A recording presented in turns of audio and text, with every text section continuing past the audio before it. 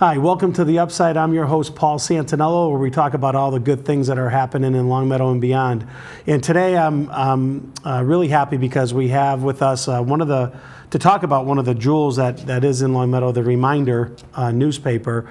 I have the managing editor from the Reminder, Michael Dobbs. Mike, thanks for coming in. Thanks for the invite. And we're going to talk about a bunch of different things because Mike, as the managing editor, has a very wide array of duties there. And the Reminder affects our local communities in such a way that that's why we're talking about it today. I think it is one of the jewels. So the first thing I want to start off with is, how long have you been with the Reminder? I've been there 16 years, 14 of those years as managing editor. Wow. And a little newspaper that started by a couple of paisans down in the south end of Springfield. So, and you know, the interesting thing is that with the Reminder is, you know, it gets hand delivered in our town of Longmeadow to every residence, and that's got to be a cost associated to that. Is that the most effective way to get it out? Well, it's an interesting model because with free newspapers, free community newspapers, usually the euphemism in the industry is called on demand. In other words, you put them in places where people could easily find them and they pick them up. Carlo Buendo, who started the Reminder in 1962, came up with the idea of this kind of saturation. And it turned out that having carriers bringing the papers to people was the least expensive. Some companies across the country will mail their newspapers to residences. It seems to work out okay with the carriers until, of course, they throw the bag the wrong place, and then we try to correct that for people. Yeah, I don't know. I get mine religiously in the same day, in the same. Unfortunately, they throw it in the same spot all the time, so I know where to trip over it as I come into the house. There you go. Now, the Reminder, there's multiple Reminders, or there is the Reminder, but it covers multiple communities, and what we get is a Longmeadow, East Longmeadow, Hamden, Wilbraham, and part of Springfield. That's circulation, correct. Right? Right. And then you have others that cover east of the river, west of the river, other communities. We had three other papers that came out on Friday. We have combined those into one edition. The reception seems to be pretty good. Going from, you know, like the Chicopee Herald, which was a Chicopee Holyoke-centric publication, to our now Friday Reminder, which covers Springfield, Holyoke, Chicopee, Westfield, West Springfield, and Agawam, those 6 communities, is a little bit of a change for people. People seem to be glomming onto it. Well, it's a different format, physical format, that what the Reminder Reminder readers get here. It's a tabloid, classic tabloid size. I am trying to develop my inner New York Post sensibilities. I do want to take a picture of some local politician doing something and make them into a clown or something like that. So far, I've resisted that, but it's on the radar. But there's a lot of local politicians give you definitely the ammunition to do that if you want to. Well, I love covering politics. Yeah. I love covering politics. I love entertainment and politics are my 2 favorite things to cover, and they're basically the same. And with social media, you know, the advent of, you know, you can get a magazine on here and all the information you want, has that changed how the Reminder does its business in a sense? Because my perspective is, by getting that newspaper every week at my doorstep, you know, hand delivered, is that it's the same paper, so to speak. And you know, Right. Has that changed how the Reminder's doing business? Well, we have a website that Yep. we put all the stories up every week, and we also break stories on the website. We've got a very active Facebook page, and we post links to that. A lot of people read our Facebook page. We have a Twitter feed. The advent of social media and the advent of web-based publishing has given publications such as ours other ways of placing our content before readers. The thing that I and my staff hold the line on is that when you read something, we want it to be as final as possible. Okay. Right now the trend in journalism is to have somebody live reporting an event onto a website then at some point somebody is going to actually read what is on the website and fix any typos or spelling errors or question whether or not a quote was correct, and they will revise it and update it and list it as updated. My own philosophy is that generally people remember the first thing that you tell them. So it would be nice if what you told them was as accurate as you as a human being could make. That's an interesting concept. And I understand that today there's this absolute push for all of us to be as connected all the time to what's happening, which I think is actually changing our species. I mean, I really do believe that my 3-year-old grandson is going to have a completely different way of viewing things by the time he's my age, I'm 62, than I have today at 62. And I think a lot of it is going to be this constant push onto us that we have to be connected, that we have to know what is happening, and know what is happening isn't just like what's happening in your town or on your street or in your job, but suddenly all of this other information. It's not like my parents' generation. I grew up in a house that we settled in Granby, so we got the Union News, or the Springfield Union as it was then known, in the morning, and the Transcript Telegram from Holyoke at night. So we were a 2-paper family. My dad watched NBC News religiously. That was turned on every night. So it was started out with the Huntley Brinkley back in the day. And that was the news consumption. And now just think how it's different. I mean, on your cell phone, you can get notifications from any number of content generating websites that here's this happening, and you need to know it now. Whether or not you're sitting in the dentist chair or you're at home having dinner, suddenly you're being told you need to know this. And I think that change is not always necessarily the best thing. But it's what's happening in our industry now. So to a certain extent, yes, we adapt it. The big question for any news organization is what social media do you bring into the fold? Someone has said, well, you need an Instagram account to put all the photos that you guys take. Okay, well, that's one more thing you have to do. I turned on Good Morning America, and they were pimping Periscope, which is it's a live broadcasting app on your phone. So you could hold your phone up and you could be live broadcasting. Now Facebook has got one of those. I don't know if you've encountered that. Not yet, thank goodness. So in my feed there'll be, this is happening live, and it's like, oh, okay. And then you can post things, and supposedly the people can interact. So the question for anyone in my industry is, how many of these things do you take on? How many people are you actually reaching? And how the hell do you make money from it? Right. And ultimately, question number 3 is the big motivated question. How do you make money from it? Well, if you want to continue what you're doing, right? That's, how do you make money and stay alive as a business? Right. And I said, I kind of relate this at, Facebook is more for people our age, where most kids are on Snapchat, Instagram, and so I'm already behind. Even though I have social media in my life, I'm already past the curve of where I'm relevant, so to speak. At least that's the way I feel. And you're definitely right. I think that being able to go down, we're a Disney family, go down to Disney, and they had 2 or 3 channels on the TV, and you never watched it.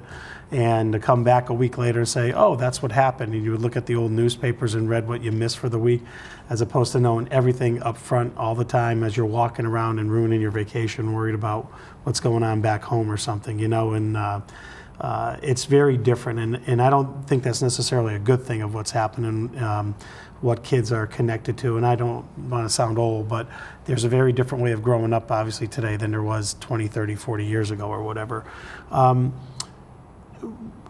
In the reminder itself, I wanted to talk to you about, and we were chatting a little bit before we got on air, about what's gone on in East Longmeadow, because I think that was more than any local news story politically, whether it's the election of the 7 new counselors and the change of government, to the alleged political corruption.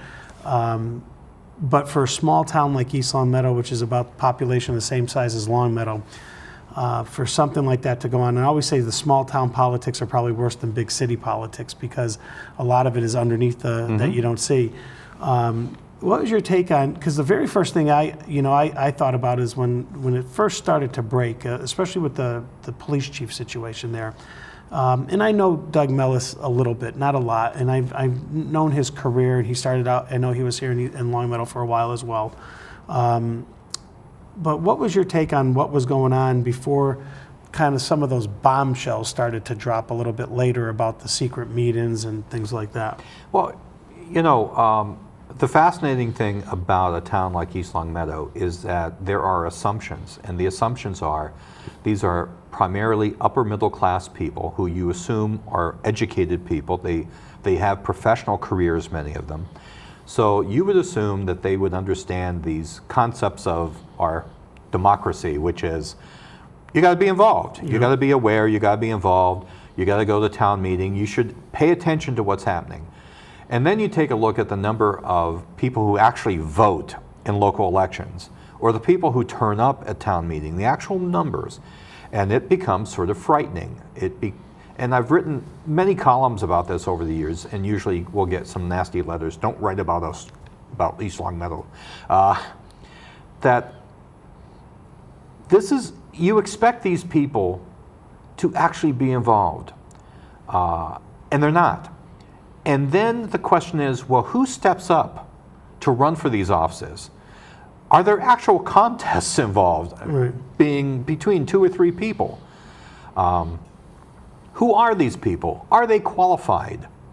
Because my viewpoint of the whole town meeting select board thing is this is great if the town is 3,000 people. It's real Norman Rockwell. You know, we gather at a church or an auditorium or the high school and we all pitch in. That's great, except it doesn't work anymore once you hit a certain number of people. And for a town like East Longmeadow, they have surpassed that a long time ago. So I think that the whole issue that came up was, I think it's been a ticking time bomb for years. And I think that the movement toward charter reform was interestingly timed, quite by accident, because charter reform was something they were talking about well before any of the controversy started.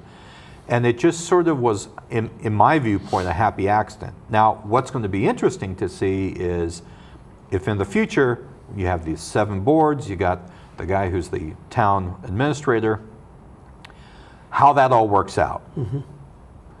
Are things going to be more efficient, less efficient? As you probably know, in East Longmeadow, there were department heads that didn't necessarily report to like the select board. There was a real confusion that really you shouldn't have in government. And that's in order to service the taxpayers, to keep the town going. So I thought that this was all very interesting. I have to say, next to the MGM story, it was the gift that keeps on giving. From a journalistic point of view, you know, there was, and it's still giving. There's still stuff that's going to come out of this. You know, I think that once the new board is in business, there's going to be all sorts of challenges for them to get used to this form of government that they have now. And they have to go out and find a town administrator, town manager person, which is the first order of business, and that's going to take some time while all that's going on. And but you know, it just seems like whatever they could have stepped in for a period of about 2 or 3 months, they stepped in it and then some. And I've never seen a situation. You know, a lot of times in the city they'll talk about machine politics and how bad that is, and but I don't think it's a machine in the suburbs. But it's just maybe it's the opposite of that. Maybe it's just, you know, a bunch of different parts that don't know what's really going on. But it just seemed like for the residents of East Longmeadow, I mean, the folks that I talked to were just so disheartened by, you know, because I believe people in the suburbs, you know, they work hard, they go to work every day, and you know, Longmeadow's no different than East Longmeadow in that sense. And you know, you come home and the last thing that's on your mind is, are my selectmen doing something that they're not supposed to be doing? Are they firing a police chief for the right reason or wrong reason? Or not rehiring, I should say, not firing. Right. So are they not rehiring for the right reasons? That's they work all day. The mental strain is great at work with all the pressures and so forth. And I think that's where a little bit, when you say, are they going to be involved in the change of governments? And, East Longmeadow is very similar to Longmeadow. You're managing $50+ million budgets, $60 million in Longmeadow plus. And you really need someone there full time, whether it's a mayor or somebody running that accountable to the people of the town. And that way you can, when you have those different boards, and Longmeadow wasn't dissimilar to East Longmeadow, gives the politicians the ability to do this, say it's, it's their fault and stuff. And but I just can tell you, I know that it provided you with a lot of content, and it definitely was more entertaining when you're not involved in it than Absolutely. if you were, so. Because the last thing you want to have happen is that happening in your town. Correct. Yeah. So it is grimly entertaining for those of us in the press, much less for other people in other communities. Yeah. He said it was a ticking time bomb, but I don't think anybody, if someone said write a novel about what could go on in East Longmeadow, I don't think you would have thought about that. I guess from my perspective, you had the whole Jack Villameno going into town hall situation with absentee ballots. You had that, and to me, that was that should have been the canary in the coal mine. Yeah. Saying, okay, you understand that this isn't a good setup, and you actually do need to revise it. So I think they're on that road. I think there's going to be a real growing period that they're going to go through and to figure all this stuff out. If anyone had asked me what I thought, I would have advised them to go to a town council and a mayor form of government, because I think that at least when you have a chief executive position and a council position, there is a check and balance. There's also, I think, more accountability.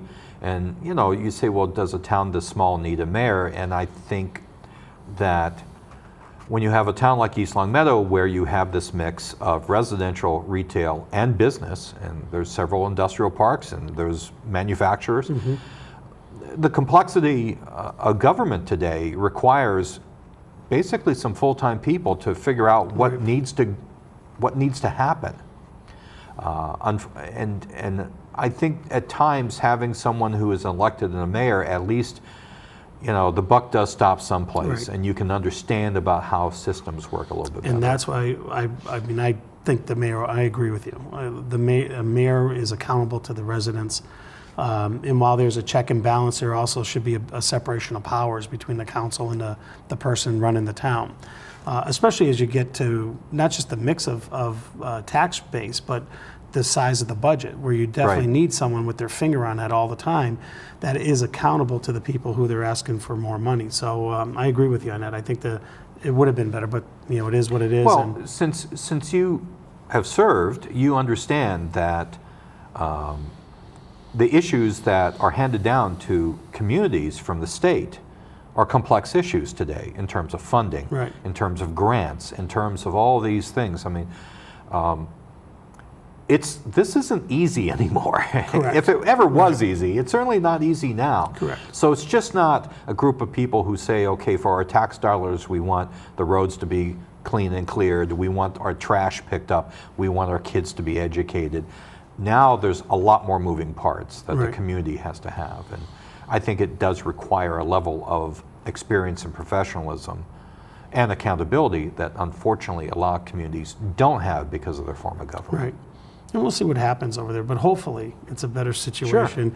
And I think that they have a pretty diverse group on that council now, so hopefully it's not going to run in the same direction. But time will tell, because in the next 2 or 3 election cycles, if the numbers start to dwindle again, then you'll see Yeah. maybe similar things happen. I want to change the course a little bit. We've had an author on our show before, but Mike has written this book, and it's called 15 Minutes. These are a compilation of your interviews Right. with folks over the years. And you decided to what made you put it into a book format? And we'll talk about how you can find the book as opposed to where you can buy the book. So, but what made you? Well, this is my 3rd book. Okay. And this is a book that a lot of people have said, well, geez, you've talked to a lot of really interesting people. You should do something with it. And so this is, if I croak tomorrow, at least this is my epitaph, part of it as a journalist. So I put together interviews that I did ranging back to my very first celebrity interview, which was for a fanzine that I did, because I've been interested in writing and publishing since I was in high school, with Buster Crabbe. Okay. Buster Crabbe, for those of you who are too young to remember, Buster Crabbe was an Olympic swimming star who parlayed his good looks and athleticism into a contract with Paramount Pictures, and he wound up doing a lot of action films. He also wound up doing the Flash Gordon serials. When I was a kid in the 1950s, he had a TV show called Captain Gallant of the Foreign Legion. Fascinating guy, gracious guy. I was nervous beyond belief that I was talking to him on the phone. At that point, he was living in Rye, New York, making his living as a stockbroker. Oh, wow. And so I've kept a number of these interviews naturally. When I was on WREB radio, I did a ton of interviews because I had a talk radio program. We were a talk station, so it was amazing the number of people who just simply wanted to publicize what they were doing and saw local talk stations as a means of doing this. And so I put them together in a book, and it's the title of the book, 15 Minutes, with basically the very first question you have to ask when you're setting something up is, how long do I have with them? And then inevitably it's 15 minutes. Okay. It's almost always 15 minutes. There's an interview there with Alice Cooper. He was coming to Springfield, and his publicist said, "You're going to have 10 minutes." I said, "Fine." Cooper was doing all of the press for his tour on one day. And you want to talk about efficiency. They called me exactly the time they said they would. The publicist said, "Mike, here's Alex. Alice, here's Mike." And to the second, 10 minutes later.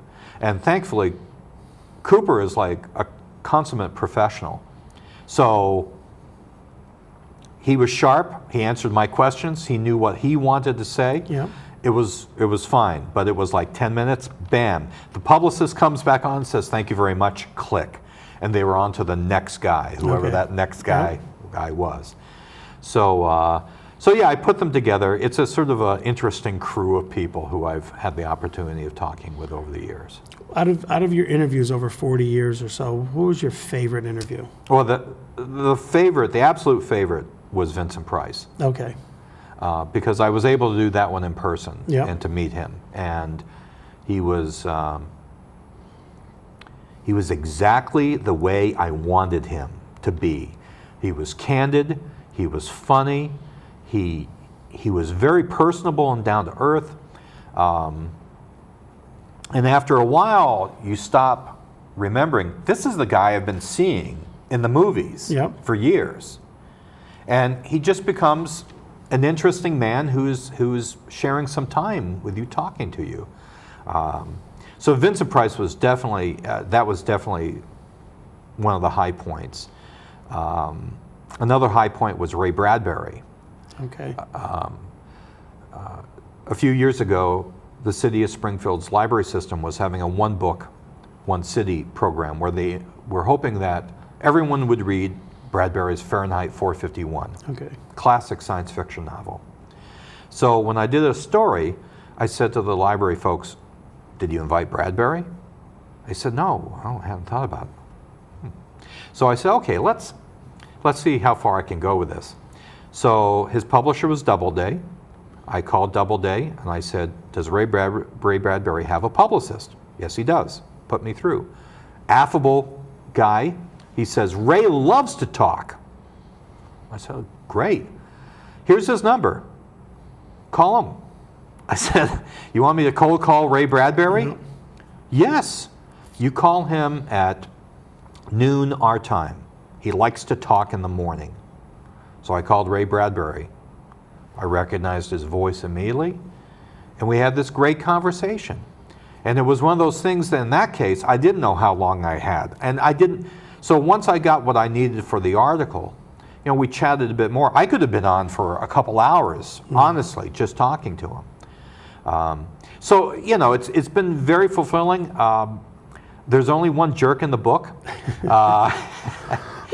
Everyone else was great to talk to. I think that especially some of the, since I'm a movie guy, talking to some of the older actors that I talked to, they were more old school Hollywood, which meant they were professional and open and understood that an interview was part of what they do.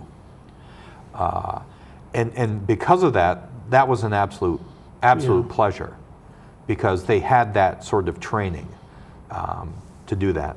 So it was a fun book to put together. It was a nostalgic book to put together, because for me it was like, now I'm digging through interview tapes from the 1980s. I'm going through articles. There's naturally some interviews that I could not find. I could not find the interview tape, which was frustrating. There were some that afterwards turned up after the book was done. I went, oh, I wish I'd had to remember that. You're a dummy.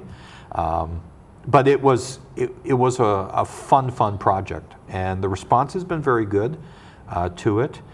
We've sold some copies. I had some nice successful readings and stuff like that. That's always good for the ego. Of course, it's always not so good for the ego when you're at one of these things and no one turns up, but that's what happens when you do a project like this. So we can't talk about prices or anything like that, but where can people find this book? And it's very available online.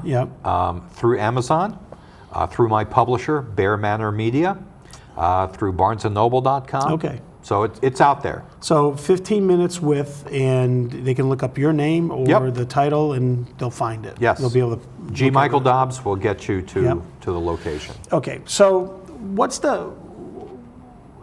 locally, because we're going to get back to Western Mass again. And sure. What are the big stories? You mentioned MGM. Do you think it's a good thing for the area? My take on MGM is tempered by the fact of it being very personal to me. My house is within 1.25 miles. Okay, so I walk down the hill from Central Street. Yeah. If you know the South End, Oh, you know where Central Street is, up on the hill past the former McDuffie School. I can walk to this thing. So I'm very concerned as a Springfield resident, much less a neighbor, what's going to happen. I want to tell you, Paul, when I drive through the South End, which I do every week of my life, I cannot envision this being here. There's no way that I can somehow transfer the renderings and the videos that they've given and see it there. I want it to succeed. Having grown up down there, I can't see it. Same thing. I see the walls or the fencing, and still try to picture how that's going to all work out when it's done. So. Right, because I'm seeing MGM on this side of Union Street, and I'm seeing Milano's right here, and Buckeye Brothers, where I buy my lottery tickets, and I'm thinking, is this really going to happen? How is this going to happen? How is it going to work? I'm very frank with people. I did not vote for it. I didn't like the deal that was given to the city of Springfield. The whole concept of the 40 years seems like an awfully long time. The statewide referendum did tick me off, though. It was like, okay, really, I viewed this as a community thing. And if a community wanted to host it, and said yes or no, that's what it should have been about. In West Springfield, they said no to Hard Rock. Right. That was their right. That's how it went. Palmer, which everyone expected it to go yes, and they said no. Having the state vote on it sort of was like, it's not your business. And that was just my personal take. It's not your business. It's a community, local issue. But I want it to succeed, because the failure of an enterprise like this is also beyond my comprehension. Right. A buddy of mine said to me, well, Mike, if it fails, we'll have another great community college location.